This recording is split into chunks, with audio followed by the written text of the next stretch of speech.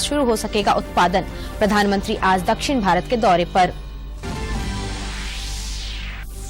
प्रवर्तन निदेशालय की कार्रवाई जारी। कारोबारी प्रेम प्रकाश के कई ठिकानों पर ईडी ने दी दबिश। पूर्व मंत्री बंधु तिर्की के आवास पर खेल घोटाले को लेकर सीबीआई का छापा। चौथे और अंतिम चरण के लिए कल होने वाले मतदान को लेकर मतदान कर्मी रवाना। मांडर विधानसभा के उपचुनाव की घोषणा। 23 जून को होगा मतदान।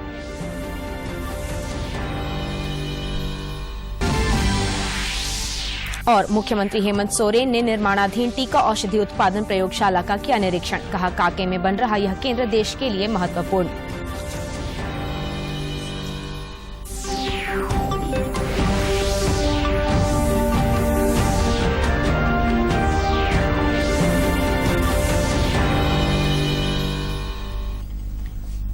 नमस्कार, खबरें झारखंड में आपका स्वागत है। मैं हूं कामिनी और अब समाचार विस्तार से। प्रधानमंत्री नरेंद्र मोदी आज हैदराबाद और चेन्नई का दौरा करेंगे। श्री मोदी दिन में 2 बजे हैदराबाद के Indian school of business ISB के 20 वर्ष पूरे होने पर आयोजित कार्यक्रम में हिस्सा लेंगे और वर्ष 2022 के स्नातकोत्तर पाठ्यक्रम के स्नातक समारोह को संबोधित करेंगे। प्रधानमंत्री आज शाम को चेन्नई में 31,500 करोड़ रुपए की लागत से बनी कई परियोजनाएं राष्ट्र को समर्पित करेंगे और कुछ परियोजनाओं की आधारशिला भी रखेंगे। प्रधानमंत्री नरेंद्र मोदी चेन्नई और हैदराबाद का दौरा करेंगे, जहां वो विकास परियोजनाओं की शुरुआत करने के साथ ही तमाम कार्यक्रमों में हिस्सा लेंगे। गुरुवार दोपहर प्रधानमंत्री सबसे पहले हैदराबाद पहुंचेंगे, जहां इंडियन स्कूल ऑफ बिजनेस यानी ISB हैदराबाद के 20 साल पूरे होने के उपलक्ष्य में आयोजित समारोह में भाग लेंगे और 2022 के स्नातकोत्तर पाठ्यक्रम कक्षा के दीक्षांत समारोह को संबोधित करेंगे। ISB का उद्घाटन पूर्व प्रधानमंत्री अटल बिहारी वाजपेयी ने 2 दिसंबर 2001 को किया था। इससे बड़ी अपॉर्चुनिटी हो ही नहीं सकती। एक तो हमारे लिए ये 20वां साल है हमारे स्कूल का, और हमारे प्रधानमंत्री जी आ रहे हैं यहाँ। इससे बड़ी बात हमारे लिए और कोई नहीं हो सकती।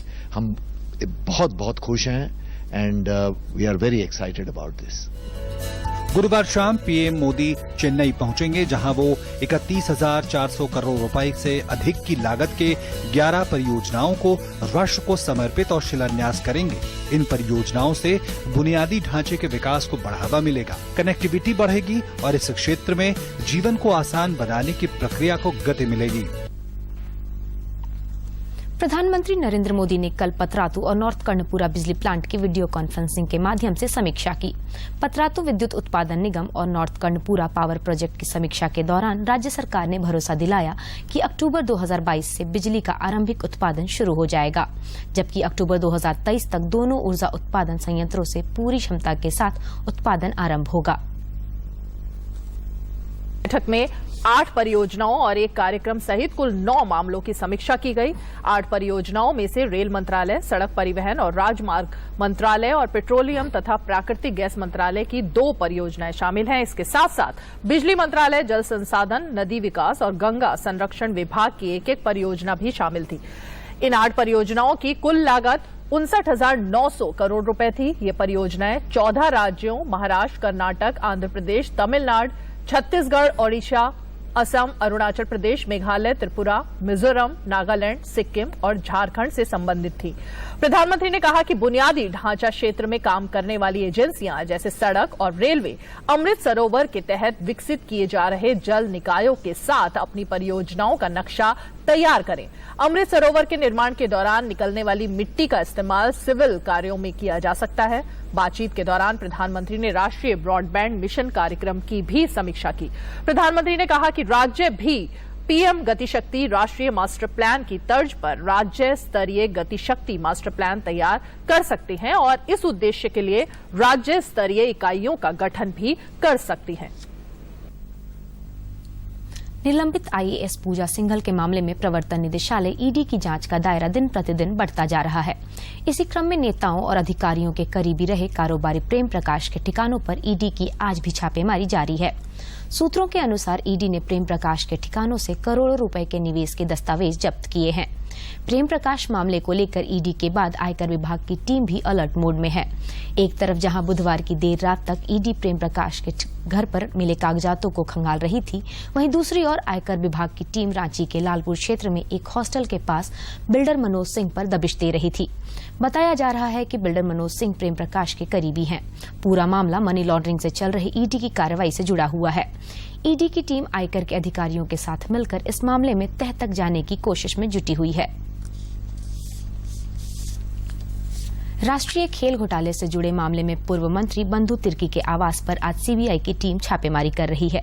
सूत्रों से मिली जानकारी के अनुसार श्री तिर्की के 15 ओपी क्षेत्र के बनहोरा स्थित आवास पर सीबीआई की टीम पहुंची और कागजात खंगालने के बाद मोरहाबादी स्थित सरकारी आवास पर पहुंची और छापेमारी की। गौरतलब है कि इस मामले की जांच पहले एसीबी कर रही थी। इसमें बंधु तिर्की गिरफ्तार भी किए गए थे और उनके खिलाफ चार्जशीट भी दाखिल की गई थी। इस मामले में एसीबी ने बंधु तिर्की को अप्राथमिक अभियुक्त बताया था। झारखंड समेत देश भर में कोरोना से जंग जारी है और लगातार कोरोना वीरों को इस खतरनाक वायरस पर विजय मिल रही है। देश में पिछले 24 घंटे के दौरान कोरोना के 2628 नए मामले सामने आए हैं, जबकि इस अवधि में 2167 लोग स्वस्थ भी हुए हैं।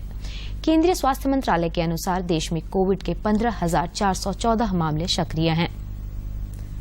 देश में कोरोना को शिकस्त देने में टीकाकरण अभियान भी बेहद कारगर सिद्ध हुआ है और अब तक 1 अरब 92 करोड़ 82 लाख से अधिक कोविड रोधी टीके लगाए जा चुके हैं। राज्य में होने वाले त्रिस्तरीय पंचायत चुनाव के चौथे और अंतिम चरण के लिए कल सवेरे 7 बजे से वोट डाले जाएंगे। इसे लेकर प्रशासनिक तैयारियां पूरी कर ली गई है। संवेदनशील और अति संवेदनशील मतदान केंद्रों पर अतिरिक्त सुरक्षा बलों की तैनाती की गई है। निष्पक्ष और शांतिपूर्ण मतदान के लिए जिला प्रशासन की ओर से पुख्ता इंतजाम किए गए हैं। वहीं तीसरे और चौथे चरण की मतगणना 31 मई को होगी। पंचायत चुनाव चौथे और अंतिम चरण के गिरिडीह जिले के बगोदर, डुमरी और पीरटार प्रखंड के विभिन्न मतदान केंद्रों पर कल सवेरे 7 बजे से वोट डाले जाएंगे। जिला निर्वाची पदाधिकारी सह उपायुक्त नमन प्रेयस लकड़ा ने बताया कि संवेदनशील और अति संवेदनशील बूथों पर सुरक्षा के पुख्ता इंतजाम किए गए हैं। वहीं जिले के पुलिस अधीक्षक अमित रेणु ने आम लोगों से निर्भीक होकर मतदान करने की अपील की है। चतुर्थ चरण का मतदान 27 मई को होना है। इसमें बगोदर, डुमरी और पीरटार प्रखंड कवर होते हैं। इसमें 986 बूथ्स हैं और कई इलाके ऐसे हैं जो कि नक्सल प्रभावित हैं या नक्सल प्रभावित पुलिस फोर्सेस के बल रहते हैं, उनके द्वारा दिया जा रहा है। लोगों से अपील है कि वो निर्भीक होकर बाहर निकलें और मतदान करें, अपने मत का सही प्रयोग करें। पर्याप्त सुरक्षा का इंतजाम है, हर लेवल पे सुरक्षा का इंतजाम किया जा रहा है। हर तरफ से नजर बना के रखी गई है। कहीं पे कोई मूवमेंट होता है तो उसके ऊपर तुरंत रिस्पॉन्ड। उधर बोकारो जिले में भी पंचायत चुनाव के चौथे और अंतिम चरण के लिए आज मतदान कर्मियों को संबंधित क्लस्टरों और बूथों के लिए रवाना किया गया। जिला निर्वाचन पदाधिकारी सह उपायुक्त कुलदीप चौधरी ने इस्पात सीनियर विद्यालय सेक्टर 3 से चुनाव कर्मियों को सुरक्षा के साथ क्लस्टरों के लिए रवाना किया।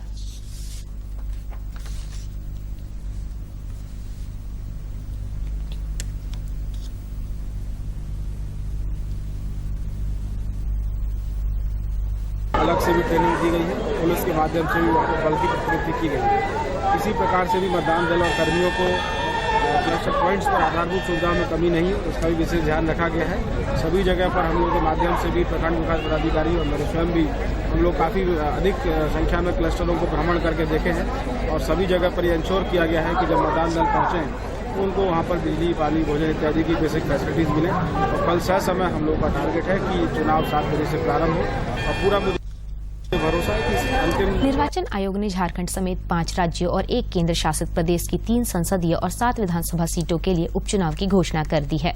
इनमें झारखंड में मांडर विधानसभा सीट बंधु तिर्की की सदस्यता खत्म होने के बाद खाली हो गई है। मांडर विधानसभा सीट के उपचुनाव को लेकर 30 मई को अधिसूचना जारी होगी। आयोग के अनुसार विभिन्न 6 जून तक नामजदगी के पर्चे दाखिल कर सकेंगे, जबकि मतदान 23 जून को और मतगणना 26 को होगी। भारतीय निर्वाचन आयोग ने जनप्रतिनिधित्व कानून 1991 की धारा 29A और 29C का अनुपालन न करने के मामले में 2100 से अधिक पंजीकृत गैर मान्यता प्राप्त राजनीतिक पार्टियों के खिलाफ कार्रवाई का निर्णय लिया है। के लिए 2100 से अधिक पंजीकृत गैर मान्यता प्राप्त राजनीतिक दलों के खिलाफ श्रेणीबद्ध कार्रवाई करेगा। निर्वाचन आयोग की ओर से जारी एक प्रेस रिलीज में इस कार्रवाई को लेकर जानकारी दी गई। आयोग का कहना है कि उक्त अधिनियम में शर्तों और विनियमों का अनुपालन, वित्तीय अनुशासन, सार्वजनिक जवाबदेही और पारदर्शिता बनाए रखने के साथ मतदाताओं को निर्णय लेने के लिए सशक्त बनाने के लिए आवश्यक है। चुनाव आयोग की ओर से जारी प्रेस रिलीज में कहा गया कि आवश्यक अनुपालन के अभाव में निर्वाचन आयोग निष्पक्ष और पारदर्शी चुनाव कराने की ईसीटी के जनादेश को सुनिश्चित करने से वंचित है। विज्ञप्ति में ये भी बताया गया कि आयोग के पास 3 विशिष्ट पंजीकृत गैर मान्यता प्राप्त राजनीतिक दलों के खिलाफ गंभीर वित्तीय अनौचित्य कर की चोरी के लिए जानबूझकर प्रयास और अन्य अवैध वित्तीय गतिविधियों से जुड़े कई सबूत शामिल हैं।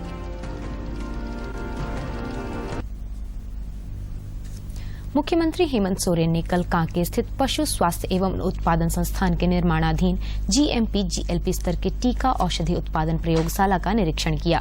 उन्होंने प्रयोगशाला की टेस्टिंग यूनिट और क्वालिटी कंट्रोल यूनिट के बन रहे भवन का मुआयना कर संबंधित अधिकारियों को कई निर्देश दिए। मुख्यमंत्री ने कहा कि राज्य में पशुपालन विभाग की यह एक अति महत्वपूर्ण योजना है। यहाँ जानवरों और पक्षियों के लिए टीकों का निर्माण होगा। इसे शीघ्र चालू कराने के लिए सरकार प्रयासरत है। मुख्यमंत्री ने कहा कि कांके में बन रहा यह केंद्र देश के लिए महत्वपूर्ण है। भाजपा के प्रदेश अध्यक्ष और सांसद दीपक प्रकाश ने कहा है कि 5 जून को रांची में आयोजित आदिवासी महारैली ऐतिहासिक होगी। इसमें भाजपा के राष्ट्रीय अध्यक्ष जेपी नड्डा भी शामिल होंगे। महारैली में प्रदेश भर से 40,000 आदिवासी कार्यकर्ता शामिल होंगे। श्री प्रकाश रांची स्थित पार्टी कार्यालय में आयोजित भाजपा अनुसूचित जनजाति मोर्चा की बैठक संबोधित कर रहे थे। बैठक में आगामी 5 जून को रांची में होने वाली भव्य आदिवासी महारैली को लेकर योजना बनाई गई। स्कूली शिक्षा और साक्षरता विभाग ने राष्ट्रीय उपलब्धि सर्वेक्षण 2021 की रिपोर्ट जारी कर दी है। इस रिपोर्ट में देश में 3री, 5वीं, 8वीं और 10वीं कक्षा के छात्रों की 3 वर्षों में सीखने की क्षमता का और स्कूली शिक्षा प्रणाली का व्यापक आकलन किया गया है। इस प्रकार का पिछला सर्वेक्षण 2017 में हुआ था।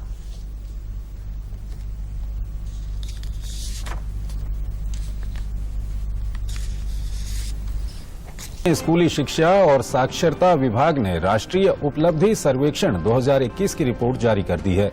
इस रिपोर्ट में देश में 3री, 5वीं, 8वीं और 10वीं कक्षा के छात्रों की 3 वर्षों में सीखने की क्षमता का और स्कूली शिक्षा प्रणाली का व्यापक आकलन किया गया है। इस प्रकार का पिछला सर्वेक्षण 2017 में हुआ था। राष्ट्रीय उपलब्धि सर्वेक्षण 2021 पिछले साल 12 नवंबर को कराया गया था और इस प्रक्रिया में सरकारी स्कूलों, सरकारी सहायता से संचालित स्कूलों और अनुदान रहित निजी स्कूलों को शामिल किया गया था। देश भर में शहरी और ग्रामीण क्षेत्र के 720 जिलों में 1,18,000 स्कूलों के लगभग 34 लाख विद्यार्थियों ने सर्वेक्षण में भाग लिया। राष्ट्रीय उपलब्धि सर्वेक्षण की रिपोर्ट आम जनता की जानकारी के लिए nas.gov.in वेबसाइट पर उपलब्ध है। राष्ट्रीय उपलब्धि सर्वेक्षण का उद्देश्य प्रधानमंत्री नरेंद्र मोदी के नेतृत्व वाली केंद्र सरकार के 8 वर्ष पूरे हो गए हैं। श्री मोदी के नेतृत्व काल में गरीबों के लिए कई कल्याणकारी योजनाएं चलाई जा रही हैं। उन्हीं में से एक योजना है प्रधानमंत्री आवास योजना ग्रामीण। जामताड़ा जैसे जिले में प्रधानमंत्री आवास योजना ग्रामीण ने लोगों की जिंदगी में बड़ा बदलाव लाया है। কত কি সাপ বিচা ঢুকে গেছিল, তারপরে দিল প্রধানমন্ত্রী আমরা পাকা ঘর, তারপরে আমাদের আর কোনো অবস্থা নাই, আর কোনো নাই, কষ্ট নাই, তারপরে হয়ে গেল। প্রধানমন্ত্রীকে বলি আমরা ধন্যবাদ করি, আর কোনো কষ্ট নাই আমাদের। আমার নাম আশাবাদী। আমরা অনেক কষ্ট ছিল, জল পড়ছিল, এখন আমাদের পাকা মকান হয়েছে, ঘর হয়েছে। আমরা प्रधानमंत्री याद अनेक खुश आছি। प्रधानमंत्री बहुत दिक्कत था, पानी को सुविधा बहुत था, नाली का पानी आ जाता था, बहुत दिक्कत हो रहा था। अभी प्रधानमंत्री आवास मिलके हम लोग को बहुत अच्छा हुआ और अभी बहुत अच्छा से हम लोग रह रहे हैं। और प्रधानमंत्री जी को हम बोलेंगे कि इतना धन्यवाद देंगे कि हम लोग का लिए इतना अच्छा किया कि कभी हम लोग भूलेंगे नहीं प्रधानमंत्री जी। हम लोग को सुविधा दिया है, सब कुछ किया है। हाँ, और उसके बाद हम लोग टीका घर का तो भी सुविधा कर दिया हम लोग को सब, इसीलिए आपको बहुत बहुत धन्यवाद। गरीबों के लिए केंद्र सरकार दर्जनों योजनाएं चला रही है। इन योजनाओं ने गिरिडीह के सैकड़ों परिवारों की जिंदगी बदल दी है। गिरिडीह नगर निगम के कोयरी टोला से हमारी ये ग्राउंड रिपोर्ट। गिरिडीह नगर निगम की कोयरी टोला की माधुरी और अनीता की जिंदगी आज पूरी तरह बदल गई है। कल तक मुफलिसी की जिंदगी काट रही इन महिलाओं के जीवन में प्रधानमंत्री आवास योजना ने आमूलचूल परिवर्तन ला दिया है। कोरोना हलो तखन राशनवा 2 बार आर देखेवा कॉलोनी ना हलो माटी घर हलो आ कॉलोनी मिलो तो खुशी में हमने ये ठीक है जना कॉलोनिया मिलो तो ना ठीक है। हम लोग ने बहुत खुश हैं। पहले मेरे मिट्टी के मकान थी, अब ने मैं सरकार ने कॉलोनी दी तो हम लोग घर बना लिए। इतना ही नहीं, इन महिलाओं को आवास के साथ साथ शौचालय भी मिला है, जिससे खुले में शौच की परेशानी खत्म हो गई है। खाना बनाने के लिए आयुष्मान भारत योजना से गैस सिलेंडर मिला। माधुरी और अनीता कहती हैं कि अगर कोरोना काल में सरकार मुफ्त अनाज नहीं देती तो वो लोग भूखे मर जाते।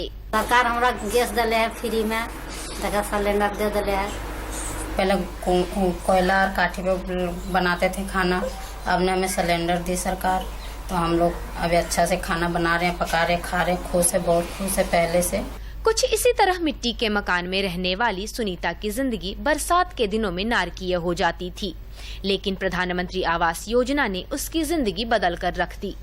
सुनीता के पति मजदूर थे, लिहाजा वह मकान नहीं बना सकते थे, लेकिन आज उसे मकान के सुख के साथ साथ सरकार की अन्य योजनाओं का भी लाभ मिल रहा है। सरकार मदद दिया, मेरा पहले कपड़ा घर था, सरकार मदद दिया तो घर बना है। कोयरी टोला की शिल्पी देवी भी पहले करकेट शीट से बने एक रूम में रहती थी, लेकिन आज उसके सपने को प्रधानमंत्री आवास योजना ने साकार कर दिया है। एक टूटा सा अल्वेस्टर डाल के मैं एक रूम बना के अपने बाहर में सिलाई करती थी। बेटा भी मेरा छोटा था, बेटी की मैं शादी किसी तरह शादी कर चुकी थी, हाथ तंग था कि हम घर बना सके। लेकिन उसी समय प्रधानमंत्री आवास योजना के बारे में पता चला। हम अपने सपनों का महल, और वो कैसे साकार हुआ तो प्रधानमंत्री के द्वारा। ये तस्वीर बदलते भारत की है, जिसमें सरकार की सोच जमीन पर उतर रही है और सरकारी योजनाओं से गरीबों की जिंदगी में बदलाव आ रहा है। गिरिडीह से रमेश प्रभाकर की रिपोर्ट। केंद्र सरकार की कल्याणकारी योजनाओं में से एक महत्वपूर्ण योजना है प्रधानमंत्री किसान सम्मान निधि योजना।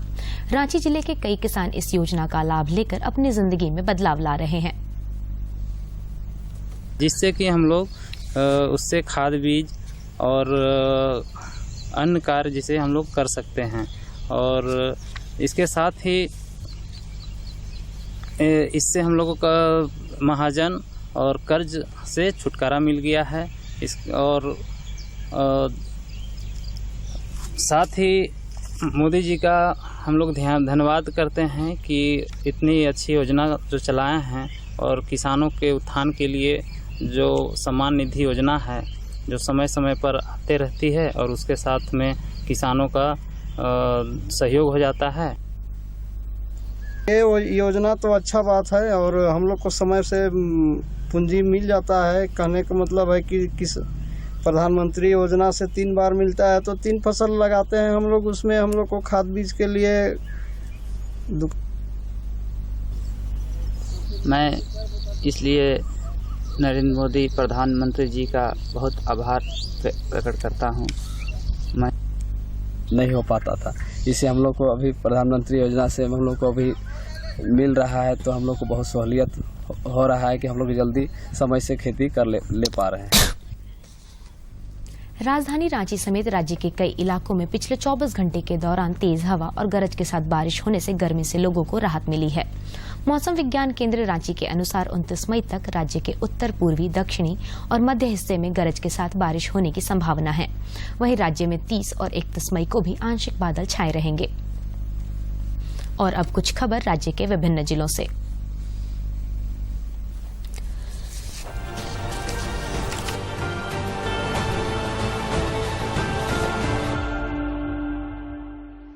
केंद्रीय विश्वविद्यालय झारखंड के वाणिज्य और वित्तीय अध्ययन विभाग में नए विद्यार्थियों के लिए स्वागत समारोह मिलाप का आयोजन किया गया।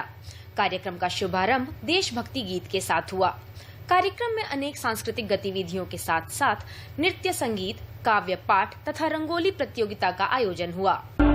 सरायकेला खरसावां जिले के गम्हरिया थाना क्षेत्र से एक अज्ञात व्यक्ति का शव बरामद किया गया है।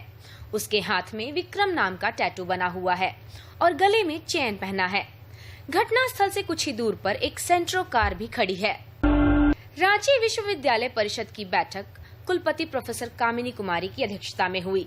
बैठक में झारखंड लोक सेवा आयोग से भूगोल विषय के लिए प्राप्त 16 अभ्यर्थियों के रिकमेंडेशन पर नियुक्ति के लिए सहमति प्रदान की गई है। उन्होंने बताया कि नियुक्ति चुनाव आचार संहिता के बाद की जाएगी। गुमला के जिला निर्वाचन पदाधिकारी सह उपायुक्त सुशांत गौरव ने बसिया अनुमंडल अंतर्गत पालकोट, कामडारा एवं बसिया प्रखंडों के लिए पॉलिटेक्निक कॉलेज जकरोर में बनाए गए मतगणना केंद्र और वजगृह का निरीक्षण किया। इस दौरान उन्होंने मतदान कर्मियों को दी जाने वाली मूलभूत सुविधाओं की भी जानकारी प्राप्त की। रामगढ़ जिले में मुनिश्री 108 प्रमाण सागर महाराज के सानिध्य में ज्ञान कल्याण की पूजा अर्चना की गई। इसमें शिक्षा मंत्री जगन्नाथ महतो, हजारीबाग के विधायक मनीष जायसवाल, पूर्व विधायक शंकर चौधरी, एसडीपीओ किशोर कुमार रजक ने मुनिश्री का दर्शन किया और आशीर्वाद लिया। रांची नगर निगम की महापौर आशा लकड़ा ने विभिन्न वार्डों में चल रहे नालियों की सफाई कार्य का निरीक्षण किया। इस दौरान उन्होंने कहा कि मानसून के आगमन से पूर्व शहरी क्षेत्र के सभी बड़े नालों तथा नालियों की अच्छी तरह से सफाई कराएं, ताकि बारिश के दौरान किसी भी क्षेत्र में जल जमाव की स्थिति उत्पन्न न हो। दुमका जिले में रेल रोको आंदोलन के एक मामले में पूर्व मंत्री सुरेश पासवान समेत 26 आरोपियों को न्यायालय ने बरी कर दिया। एसडीजेएम जितेंद्र राम के न्यायालय ने संदेह का लाभ देते हुए सभी आरोपियों को बरी किया। गौरतलब है कि तत्कालीन रघुवर सरकार के दौरान भूमि अधिग्रहण बिल के विरोध में संयुक्त विपक्ष ने रेल रोको आंदोलन किया था। पाकुड़ जिले में कवि काजी नजरुल इस्लाम की जयंती धूमधाम से मनाई गई। कार्यक्रम में बंगाली एसोसिएशन के प्रतिनिधियों के अलावा आम और खास लोगों ने काजी नजरुल इस्लाम की प्रतिमा पर माल्यार्पण कर उन्हें श्रद्धांजलि दी। आयरलैंड के डबलिन दौरे के लिए जूनियर भारतीय महिला हॉकी टीम में झारखंड के 3 खिलाड़ियों को चयन किया गया है। इनमें ब्यूटी डुंगडुंग, दीपिका सोरेंग और महिमा टेटे शामिल हैं। ब्यूटी डुंगडुंग पूर्व से ही जूनियर भारतीय महिला हॉकी टीम की नियमित सदस्य हैं, जबकि दीपिका सोरेंग और महिमा टेटे पहली बार जूनियर भारतीय टीम में चयनित हुई हैं। तीनों ही खिलाड़ी झारखंड के सिमडेगा जिले की रहने वाली हैं।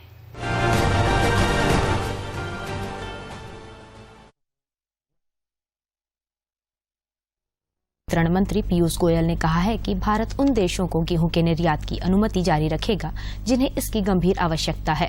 उन्होंने कहा कि वे देश निर्यात के पात्र होंगे जो हमारे मित्र देश हैं और जिनके पास साख पत्र है।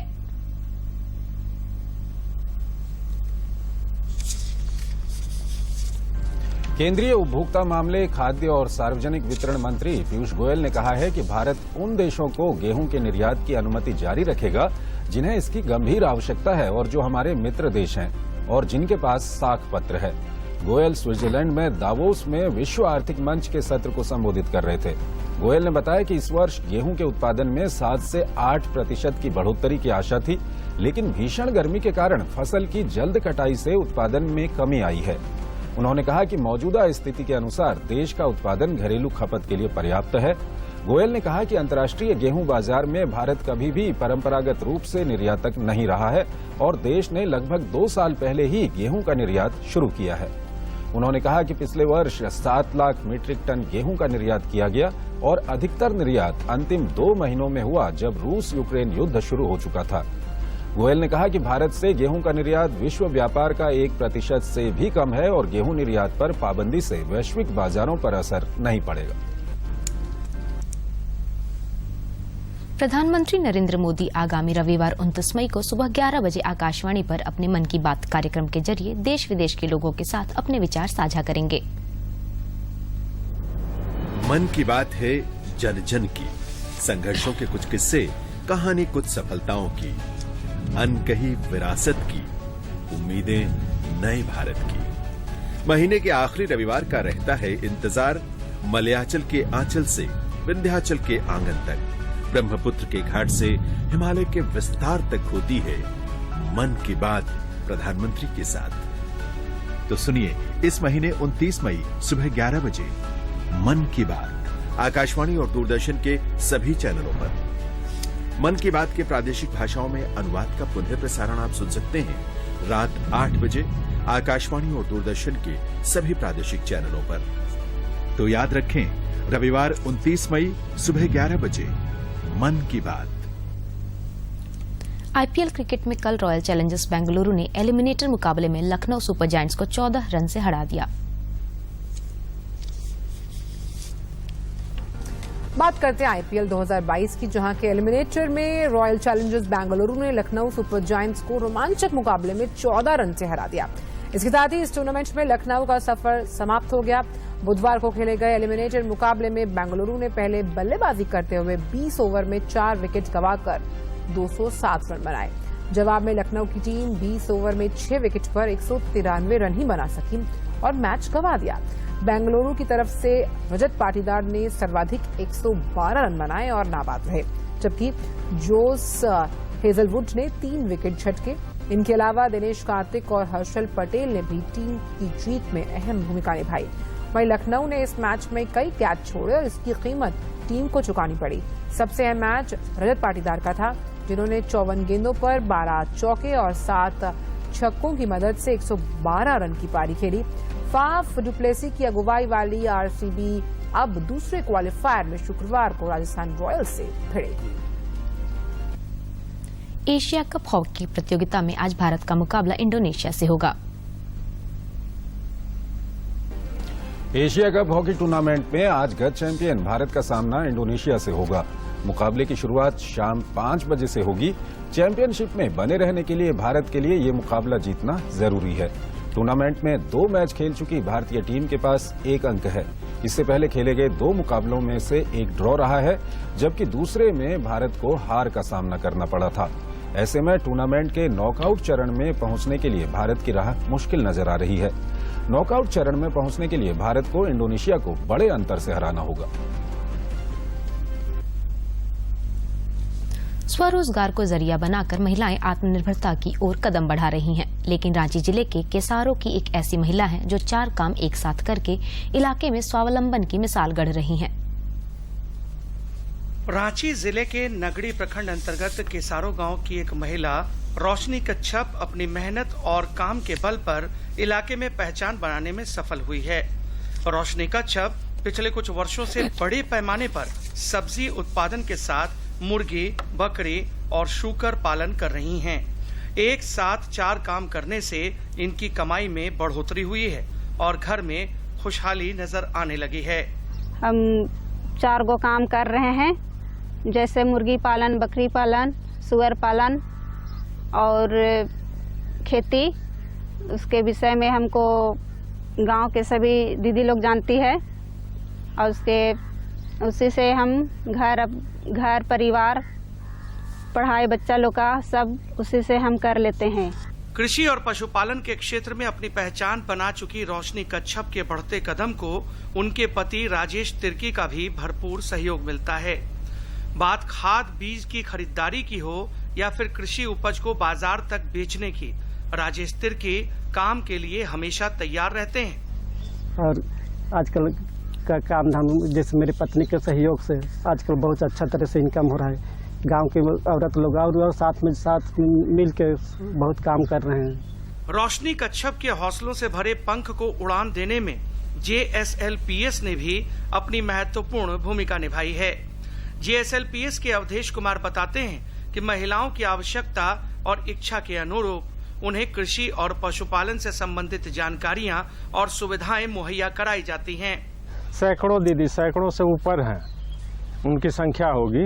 उनको उनके रुचि के हिसाब से या फिर जिनको खेत है, बहुत दीदियों के पास जो है जमीन नहीं है, तो उनको पशुपालन से जोड़ करके उनको नया तकनीक दे करके उनको पशुपालन कराना, खेती बाड़ी कराना, इस तरीके से हम लोग उनको आगे बढ़ा रहे हैं। रोशनी कच्छप की मेहनत अब रंग लाने लगी है। पहले की अपेक्षा घर में अब 4 पैसे अधिक आने से सुख सुविधाओं ने भी चौखट के अंदर अपनी जगह बना ली है। रांची से कर्मवीर की रिपोर्ट। और अंत में मुख्य समाचार एक बार फिर।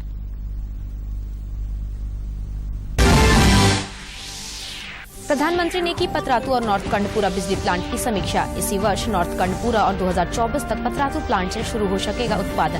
प्रधानमंत्री आज दक्षिण भारत के दौरे पर। प्रवर्तन निदेशालय की कार्रवाई जारी। कारोबारी प्रेम प्रकाश के कई ठिकानों पर ईडी ने दी दबिश। पूर्व मंत्री बंधु तिर्की के आवास पर